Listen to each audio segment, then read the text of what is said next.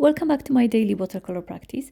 In these videos, I focus on improving one watercolor skill each day. Today, I am practicing doing value studies. So if you would like to join me, grab your pens and grab your paper and let's get started. Values simply mean how light or dark something is, and understanding them is super important. Often if you feel like something's missing in your watercolor painting, or something just doesn't feel quite right, it can often be because of not paying enough attention to values. This is something I constantly do, especially because watercolors dry lighter, so it's easy to overlook. So I think it's super important to practice them, but we will do it in a very simple way, very stress-free way. So I'm starting by just doing some swatches. So I will be painting using only 3 values. I'm using the same color, indigo, and I will do some simple paintings just using those 3 colors. This is a very honest video, so I will be sharing with you my mistakes. I think it's important to kind of show you my honest practice. I think it can be a bit discouraging when you're trying to practice with watercolor, something goes wrong, you're not sure why. So by showing you my practice and what mistakes I made and what I learned, I hope this will be helpful. I'm going to paint this simple flower pot using just 3 values. I decided to use the lightest value for the flower pot. But it honestly doesn't really matter what you paint with what. The main idea is just to use 3 values only. So I'm choosing lightest value for the flower pot.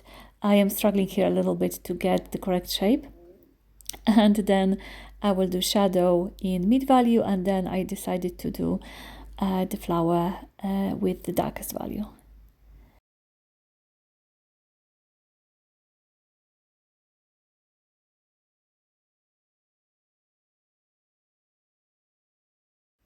Next, I want to explore how values change the mood of the painting. So I'm painting the same flower pot twice, one as a high key study using light values, and then I'll do the same pot with low key as a low key study with mostly dark values. In the high key version, I'm keeping everything light and airy to give it like a soft, delicate feel, but I also add a bit of darkness, a bit of contrast to the flowers to stop the painting from looking too flat. In the low-key version, I made a mistake of not preserving highlights, not preserving the white of the paper. So instead, I decided to add some of my silver paint to create highlight on the flowers. And then I also decided to add it to the flower pot as well.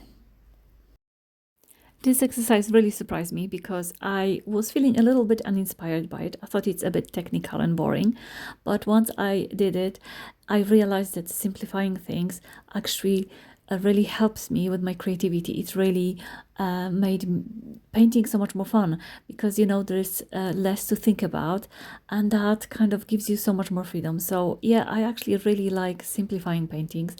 I hope you liked it, and see you tomorrow with more watercolor practice. Happy painting!